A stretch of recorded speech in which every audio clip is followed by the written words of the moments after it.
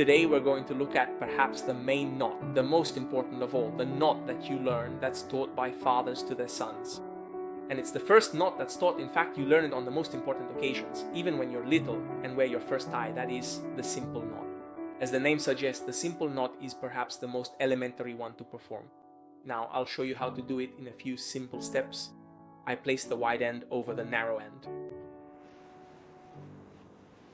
I make a loop around it, wrapping the fabric carefully so that it forms a nice, even circle. Then I take the end and go inside the knot, threading it through the opening I just created. At this point, the knot is almost, or you could say, practically done. It's already inside and starting to take shape. However, we still have to do the last step, which is really important. We need to insert the wide end of the tie into the space we've created with the loop. This final move secures everything in place and makes sure the knot holds together properly.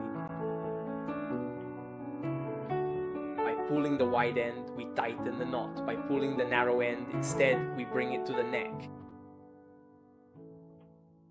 And that's how we've demonstrated a simple knot, step by step. Let's lower the collar, center it, and the knot is done.